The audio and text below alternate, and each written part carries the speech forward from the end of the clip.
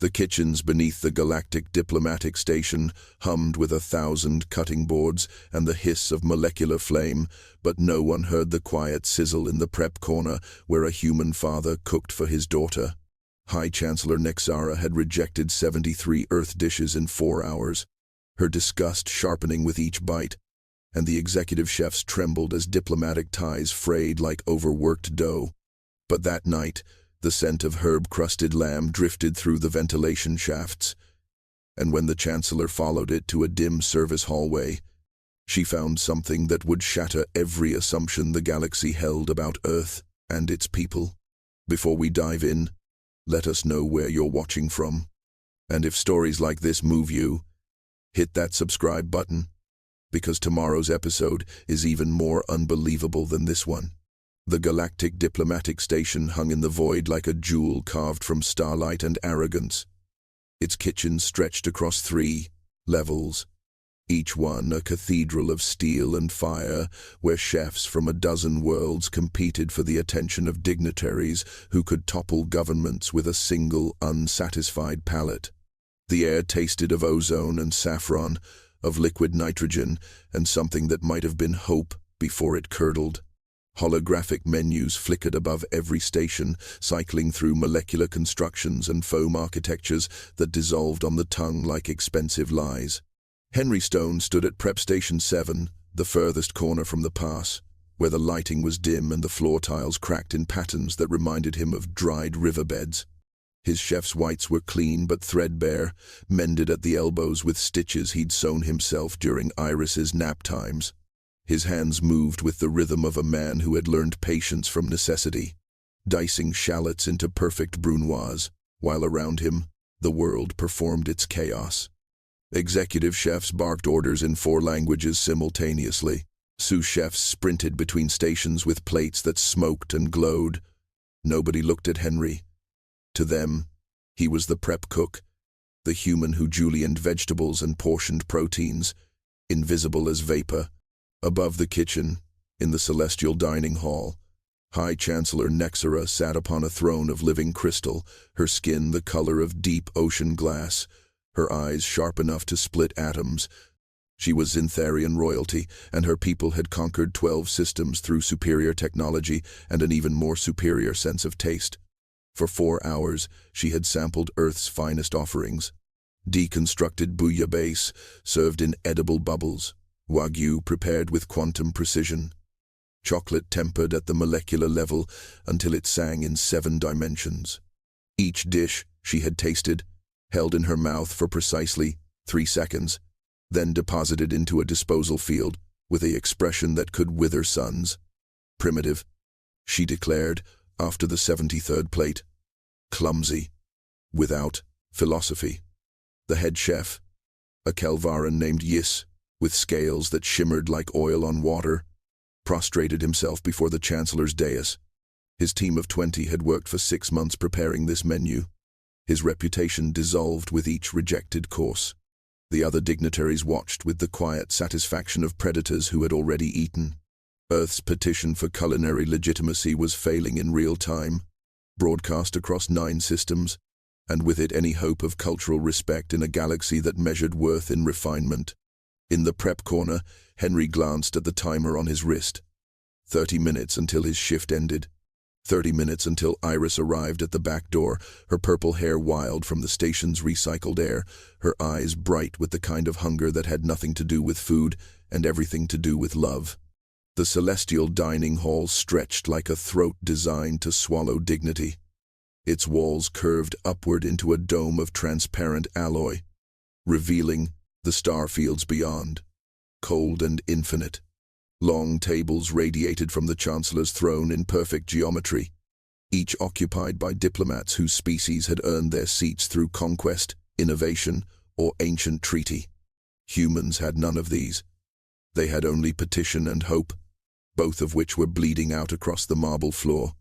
High Chancellor Nexara rose, her robes flowing like liquid mercury, each movement precise as surgical incision. Her voice carried without amplification, a frequency that bypassed ears and struck directly against bone. "I have tasted your world's offerings," she said, addressing the human delegation huddled at the outermost table. "I find them lacking in every measure that matters." Ambassador Torres stood, his formal suit crisp despite the sweat darkening his collar.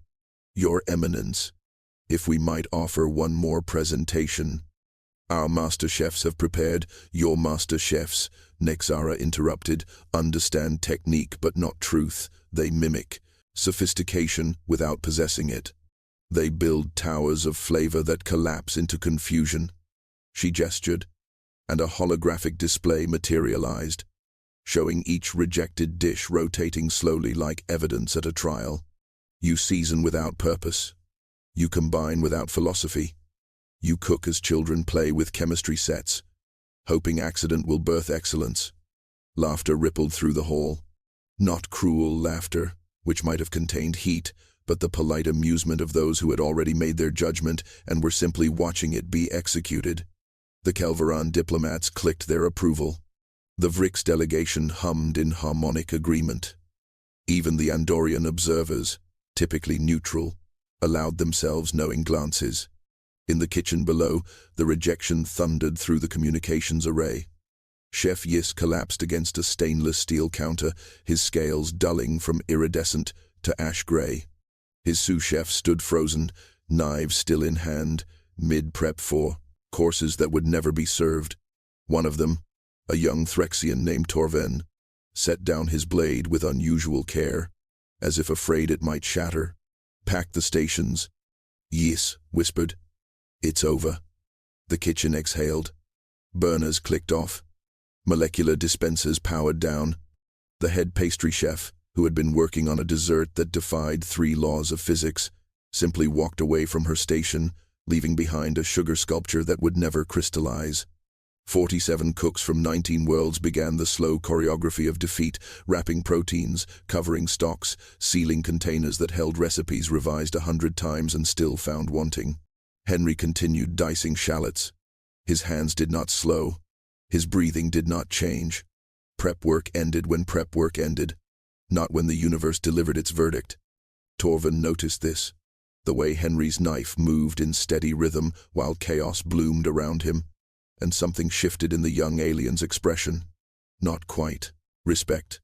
Not yet. But recognition that stillness in the face of catastrophe was its own kind of strength. The Chancellor's final words echoed through the communication system like a benediction reversed. "Earth cuisine has no place at this table." The walk-in cooler breathed cold mist like a sleeping giant. Henry stepped inside, the temperature dropping 40 degrees in a single stride, and let the door hiss shut behind him. The chaos of the kitchen muffled to a distant murmur. Here, in the metallic silence, protein hung on hooks like forgotten prayers. Vegetables slept in precisely labeled bins. Stocks aged in containers stacked with the geometry of disappointment. He found what he was looking for on the bottom shelf of the secondary meat locker. A rack of lamb, earth-raised, grass-fed, perfect in its marbling and curve. Chef Yis had ordered it 3 weeks ago for a dish he'd called Terrestrial Symphony, a preparation involving 17 steps and edible gold leaf. After the first round of rejections, Yis had abandoned it. Too simple, he'd muttered. Too honest. The Chancellor wants spectacle, not substance. The lamb had been sitting ever since, aging past the point where the executive chefs would touch it. In 2 more days, it would be composted, converted to fertilizer for the station's hydroponic gardens. Henry lifted it carefully, feeling its weight settle into his palms. The meat was cold but not frozen, the fat cap ivory and clean. His grandmother would have approved. She had taught him that good ingredients should never beg for attention. They should simply be ready when respect finally arrived. "What are you doing?" Torven stood in the cooler's doorway, his forearms crossed in a gesture that translated across species as skepticism. His skin, a deep violet that darkened to navy at his joints, seemed to absorb the cooler's light rather than reflect it. He was young for a Threxian sous chef, barely into his 2nd decade, still believing that complexity equaled mastery. "Making dinner," Henry said. "For yourself?" Torven's tone carried the weight of accusation. Unauthorized use of premium ingredients was grounds for immediate termination, and in a kitchen that had just suffered galactic humiliation, the rules would be enforced with particular cruelty. For my daughter. Torvin's expression shifted, confusion replacing suspicion.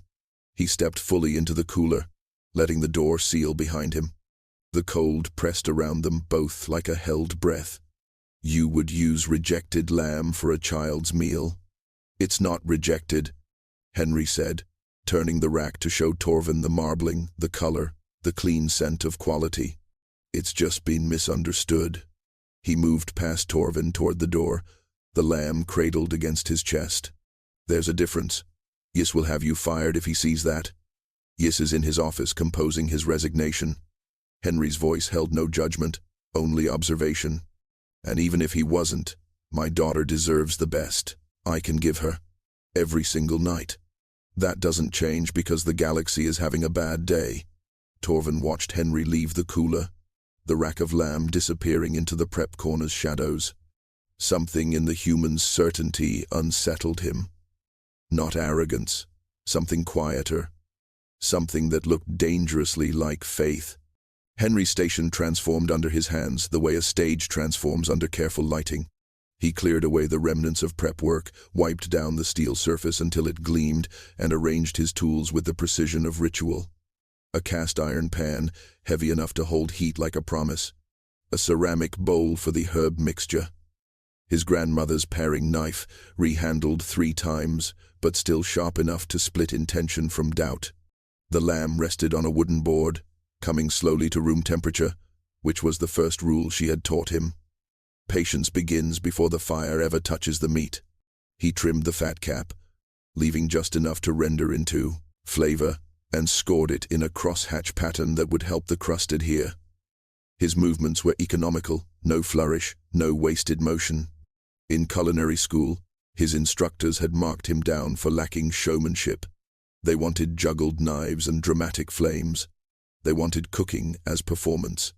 Henry had wanted cooking as conversation between human and ingredient, and eventually he'd stop trying to explain the difference. The herb mixture came together in the ceramic bowl. Fresh rosemary and thyme from the station's garden, stems removed with his fingertips, garlic minced fine enough to disappear into the panko breadcrumbs, lemon zest, bright as morning, salt that dissolved on his tongue when he tested the balance. He worked the mixture with his hands, distributing the herbs evenly, adding olive oil until the texture felt right against his palms. Not measured, felt. This was the second rule. Trust your senses more than your instruments. Torvin approached the prep station, drawn by something he couldn't name. Around them, the kitchen continued its slow dissolution. Cooks packed their knife rolls. Dishwashers scrubbed stations that would sit empty tomorrow. The molecular gastronomy equipment powered down with sounds like dying stars. But here, in this corner, creation continued.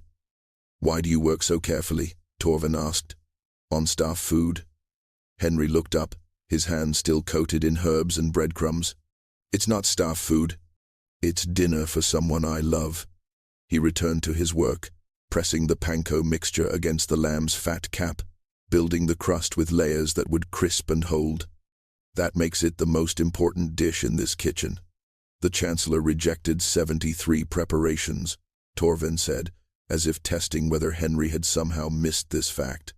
Dishes created by master chefs with centuries of combined experience. I know. And you think this simple rack will somehow be different? Henry slid the lamb into the preheated pan. The sear began immediately. That perfect sound of protein meeting iron. The Maillard reaction, starting its ancient alchemy.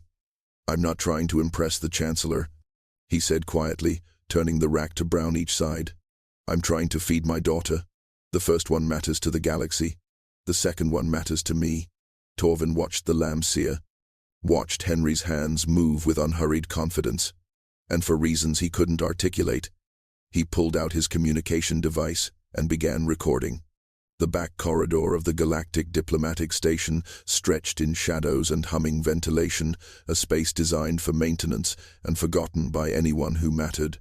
Henry stood at the service entrance, the plated lamb still radiating heat through the ceramic, and waited. Above him, exhaust fans pulled cooking fumes toward atmospheric processors. Below him, the station's engines thrummed with the rhythm of contained gravity.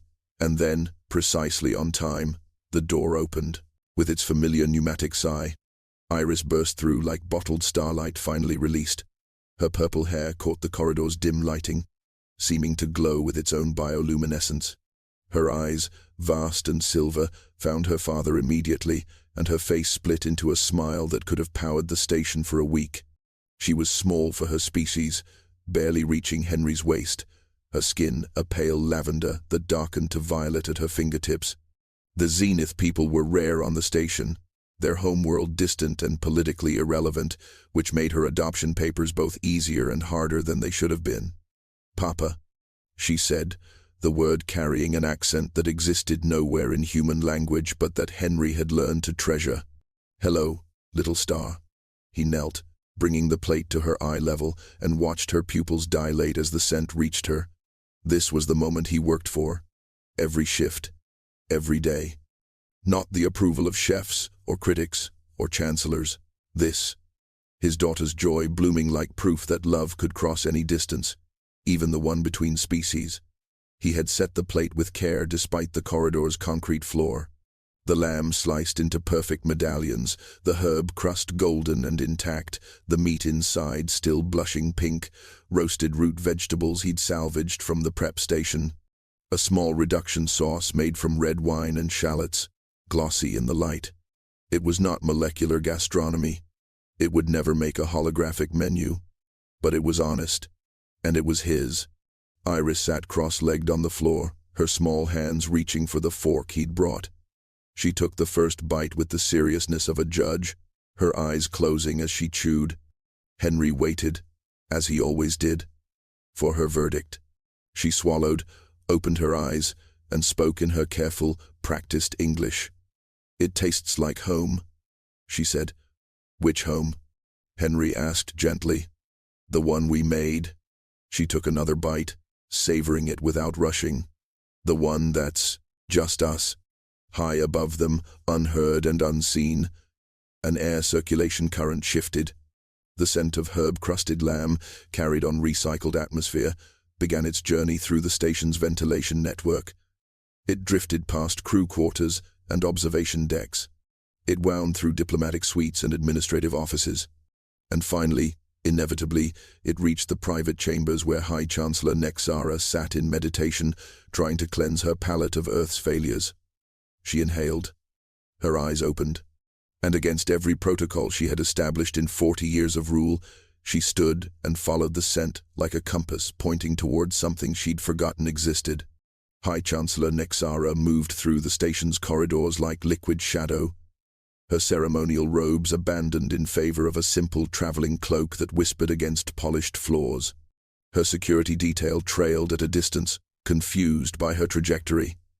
She was descending, away from the diplomatic levels, past crew quarters, into the service areas, where maintenance workers and kitchen staff lived in the station's forgotten margins. The scent pulled her forward, and she followed with a hunger that had nothing to do with empty stomach and everything to do with empty memory. The service corridor appeared ahead, barely lit, concrete and steel where the upper levels were crystal and light. She rounded the corner and stopped. There, on the floor, a human man knelt beside a small Zenith child. Between them sat a plate, humble ceramic, holding what appeared to be simply prepared meat and vegetables. The child ate with careful joy. The father watched with careful pride. Neither had noticed her arrival. The scent was overwhelming this close. Herbs and roasted fat, caramelized protein, and something underneath that she couldn't name but recognized in her bones. It smelled like the kitchens of her childhood, before the wars, before the crown, when food was still made by hands that loved rather than hands that calculated. She inhaled again, and the memory surfaced sharp as broken glass.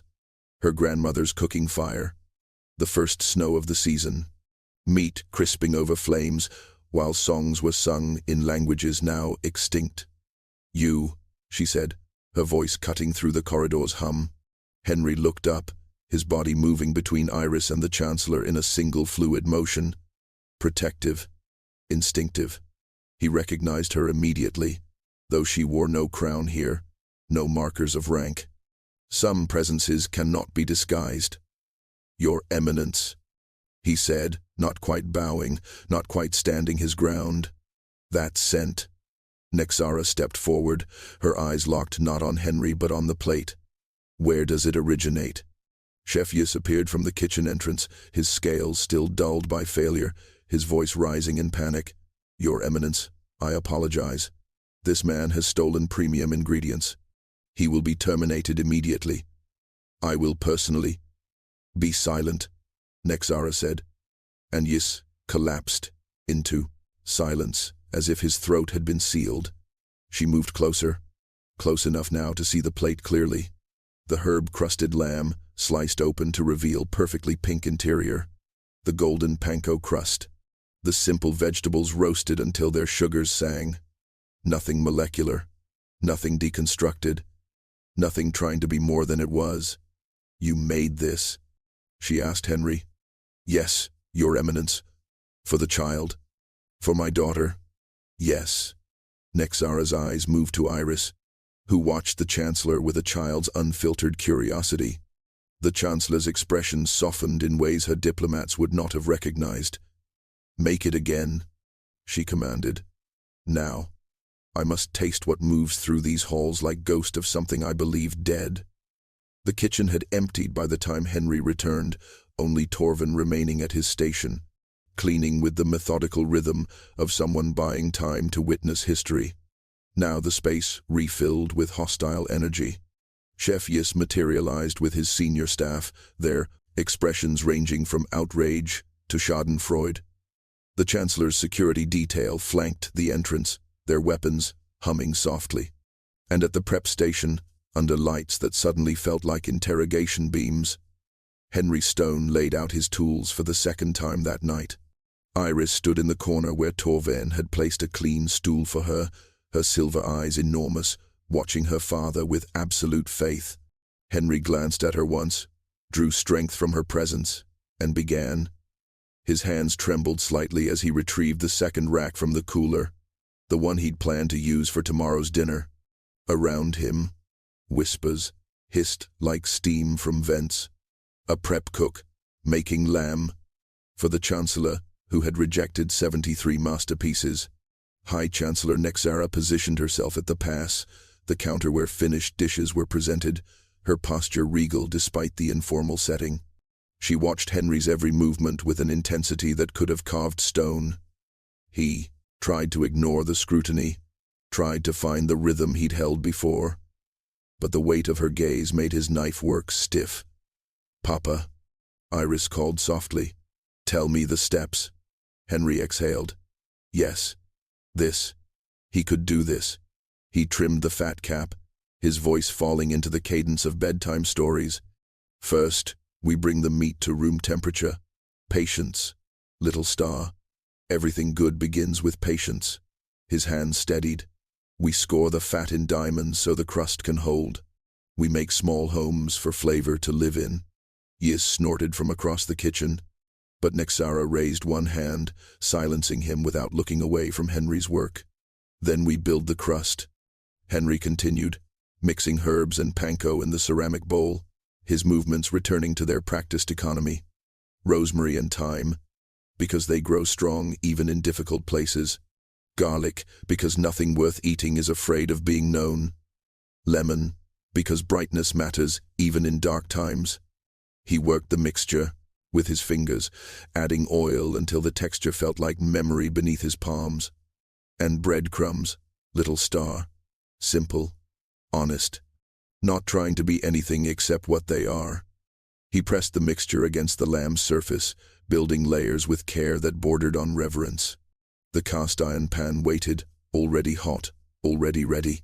When he set the lamb down, the sear began with that sound, that perfect union of protein and heat that required no molecular intervention, no scientific manipulation, just fire, just time.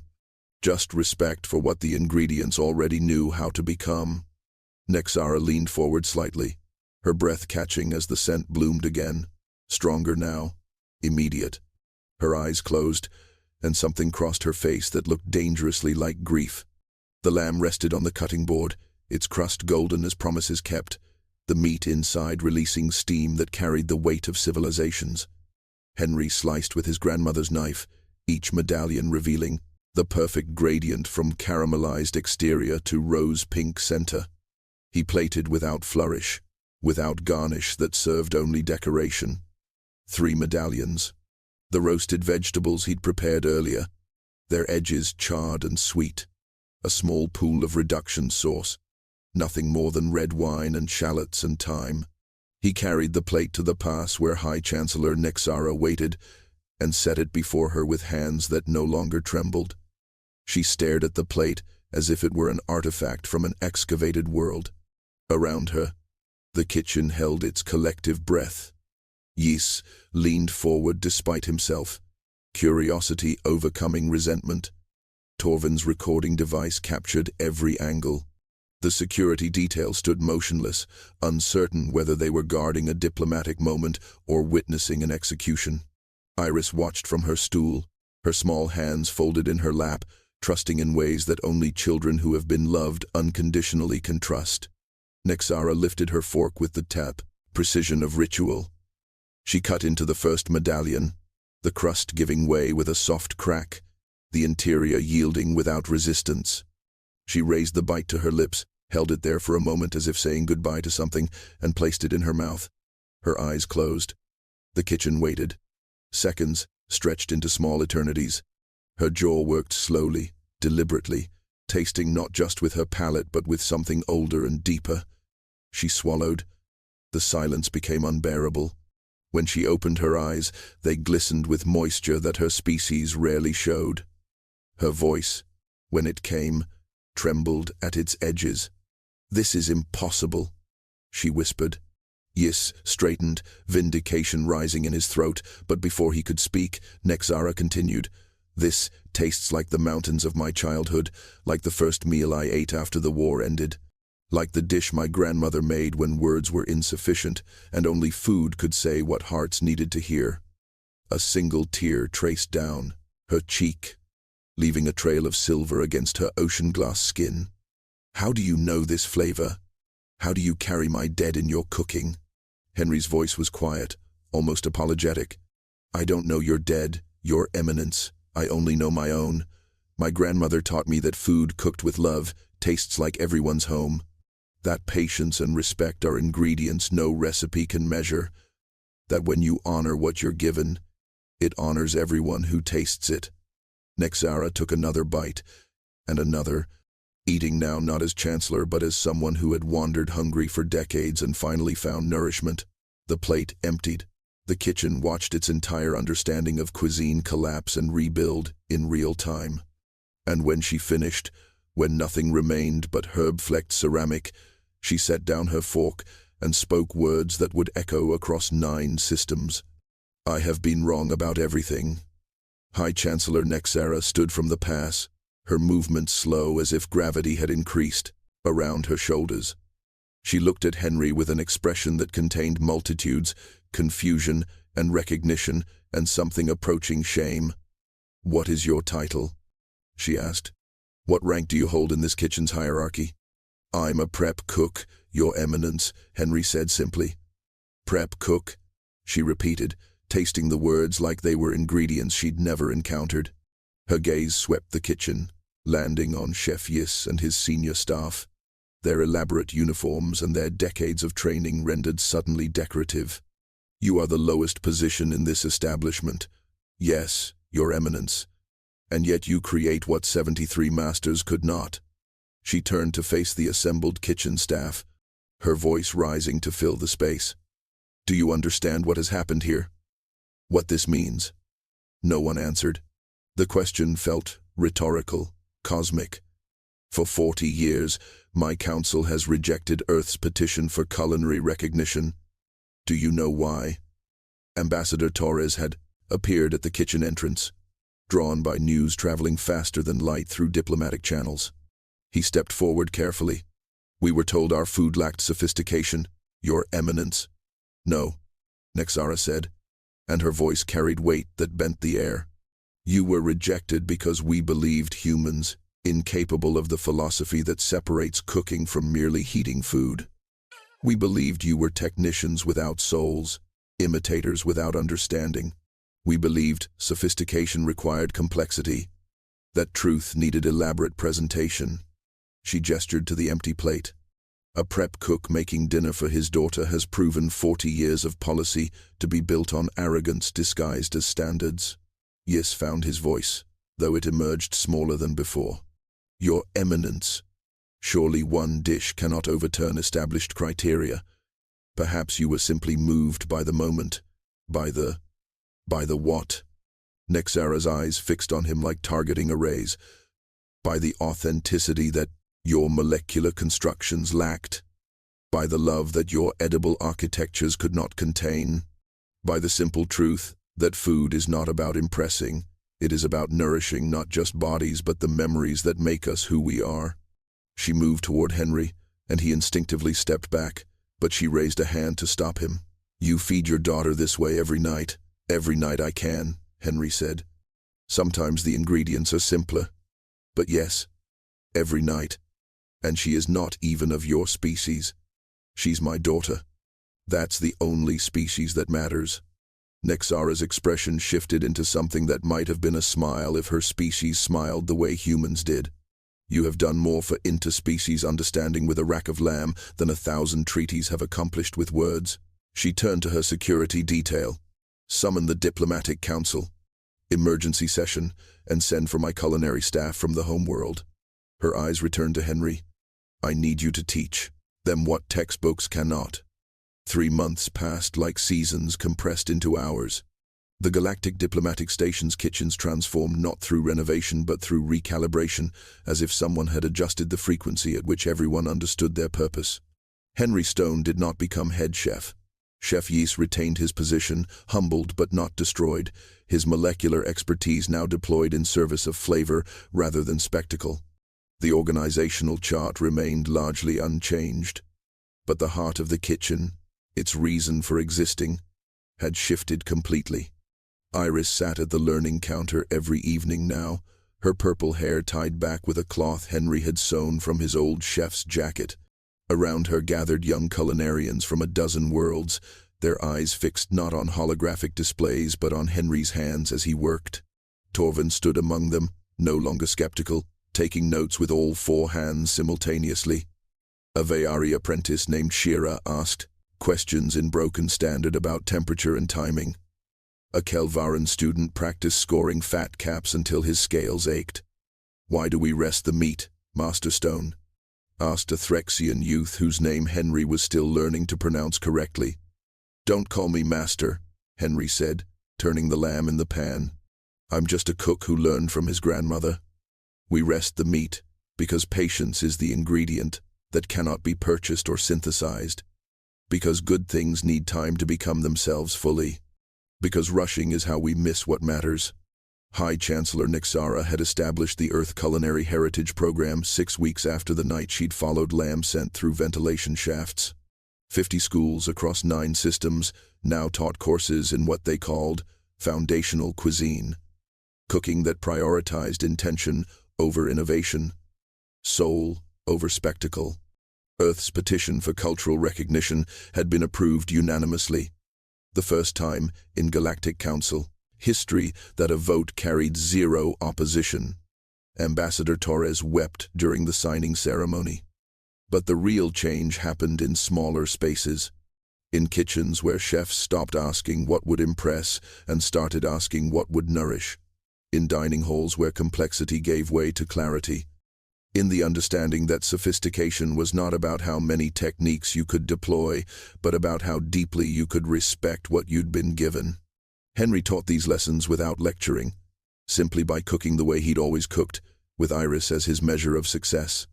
Tonight's lamb came from the primary cooler now, premium cuts ordered specifically for his lessons.